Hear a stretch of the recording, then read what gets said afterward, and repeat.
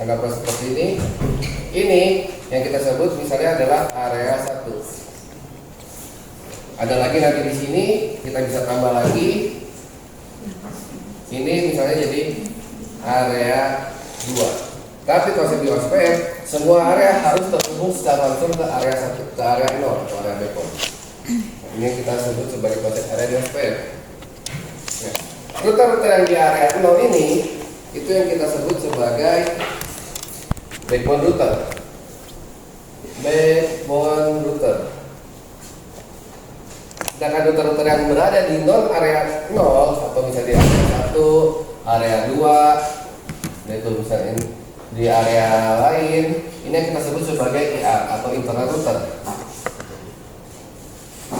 Sedangkan area router itu adalah router yang berada di area perbatasan, ini yang kita sebut sebagai ABR. Dan terakhir adalah ASPF. Misalnya ini kita bicara domain ASPF.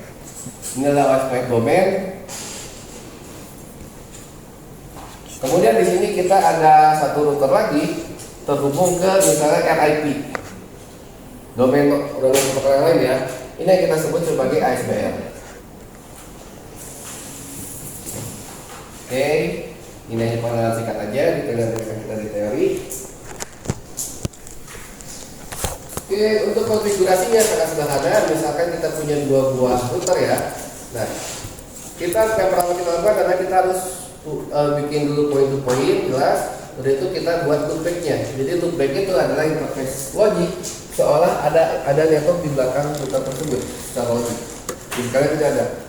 Nah, dalam OSPF loopback ini dipakai buat identitas router.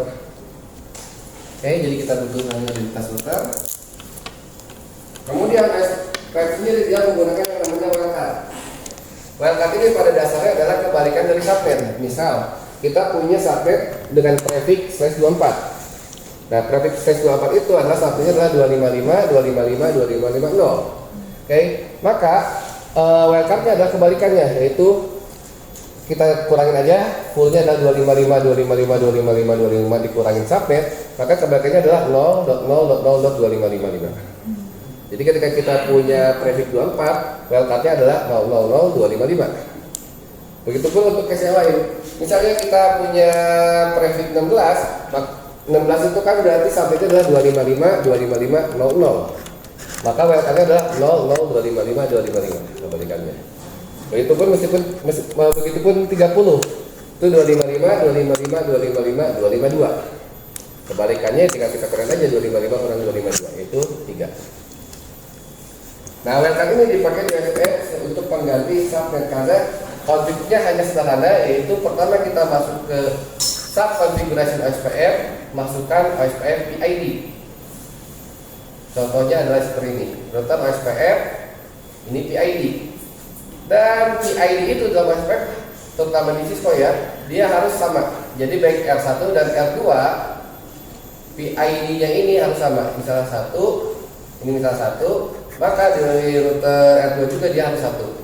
Dia akan menganggap dalam satu domain yang sama. Karena kalau PID-nya berbeda, dia akan dianggap domain yang berbeda. Oke.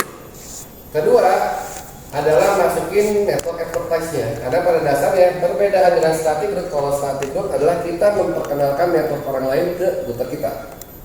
Static seperti itu. Kalau di dynamic, kita membiarkan si router ini ber-advertise bahasanya, atau mengiklankan atau mengirimkan networknya sendiri. Oleh karena itu, agar si router yang bisa ber-advertise, kita masukin network apa aja sih yang si router itu advertise atau mengirimkan. Misal dalam konteks ini, kita pengen ngirimin network 12.12.12 sama 1.1, memperkenalkan kesilawannya. Jadi dalam R1 kita masukin 12.12.12 sama 1.1.1. Jadi bedanya kalau di static kita memperkenalkan network orang lain yang dimasukin ya. Kalau di dynamic mau OSPF atau EGRP pada sama aja atau DRIP, kita masukin network diri kita sendiri. Udah itu masukin areanya, nama area, ini pakai wildcard dulu. Udah itu area dan area numbernya. Secara default area number itu kita gunakan area 0 ya untuk backbone.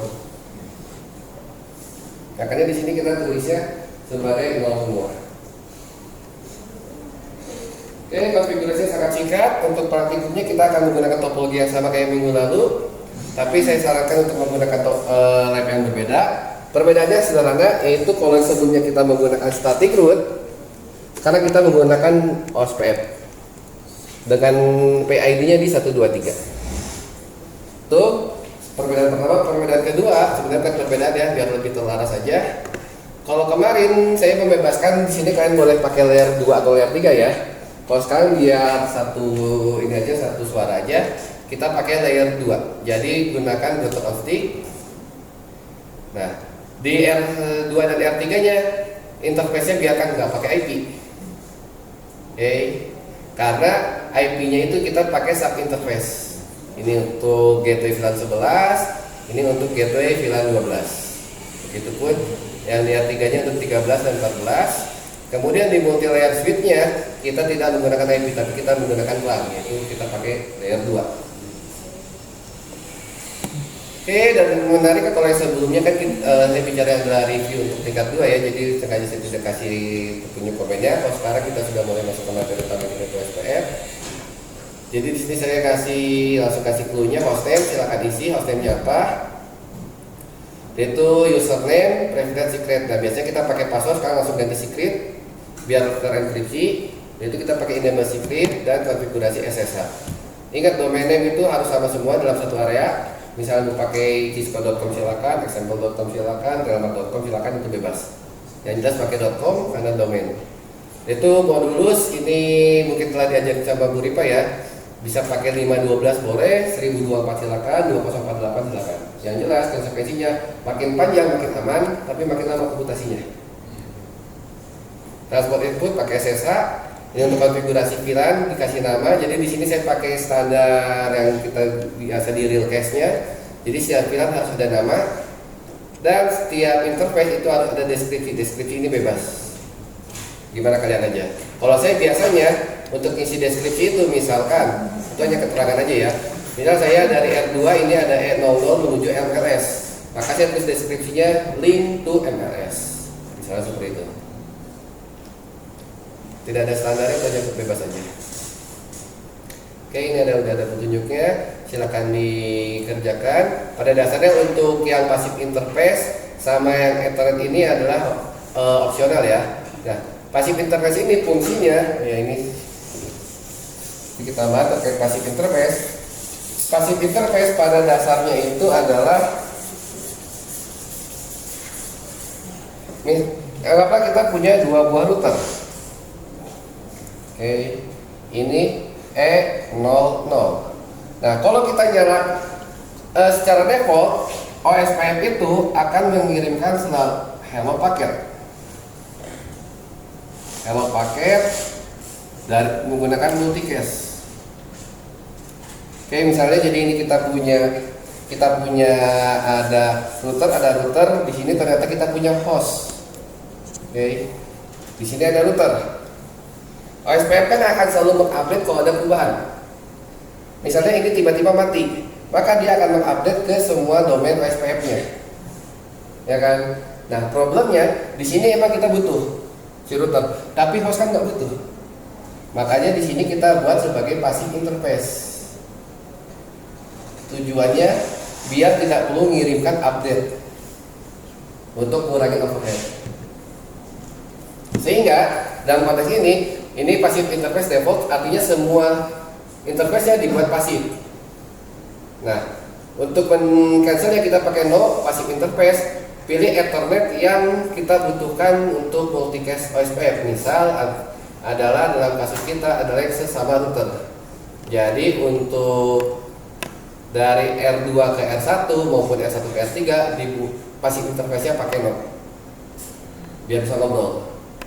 Tapi balik lagi, untuk passive interface sama autentikasi itu opsional sebagai keamanan. Passive interface itu agar tidak overhead aja, sedangkan autentikasi untuk keamanan. Jadi yang utamanya itu adalah di bagian konfigurasi dinamiknya.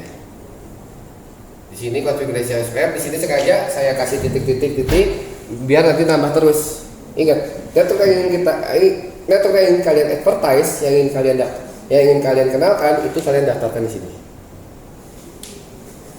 Oke, untuk memperingkas waktu silakan dikerjakan. Saran saya langsung fokus aja di layer 2 sama layer 3. Untuk basic config itu bisa belakangan. Untuk basic config-nya ini bisa belakangan ya. Dan untuk DHCP juga itu bisa belakangan. Kalian pakai static dulu aja di FPC-nya. Ini nanti ada konfigurasi tambahan ya. Ini untuk R2 dan 3 ini ada DHCP. Ini nanti bisa belakangan. Ini dan ini konfigurasi kewannya. Tujuan konfigurasi kewan pada dasarnya adalah agar kita bisa internetan aja. Jadi contohnya seperti ini, R1 kita bisa ping ke 888, bisa terhubung ke internet. Bahkan ini R1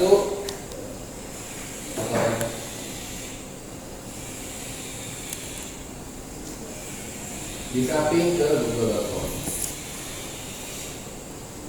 Oke. Tapi itu nanti opsional aja terakhir. Saran saya sekarang fokus dulu aja di VLAN, interVLAN sama OSPF-nya. Oke, agar waktu kita bisa efektif juga. Jadi nanti basic config-nya itu bisa belakangan. Oke, waktu kita sampai 16.30 ya. Kita punya waktu 1,5 jam. Kalau bisa selesai hari ini alhamdulillah. Jadi tidak perlu bawa PR ke rumah.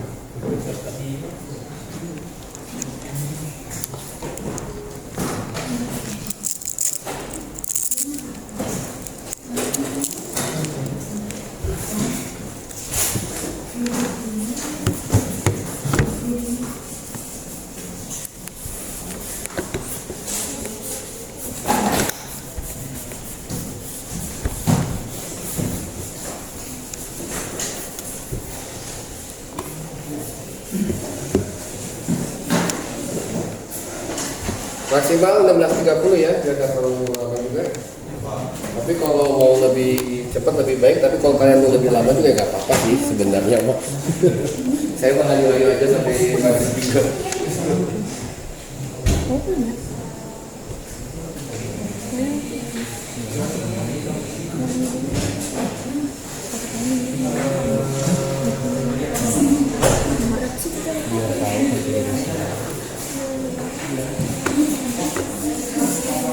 Kamu di sini?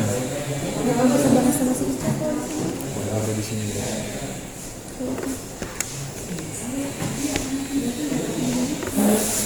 Mau kelihatan itu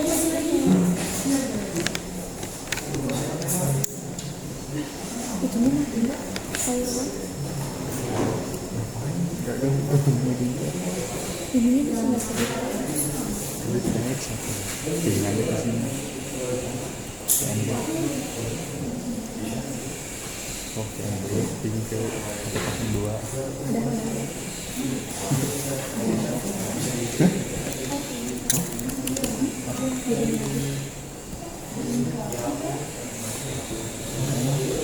Ini kasih makan. Tadi kemarin nilai monitor terus 10 1 2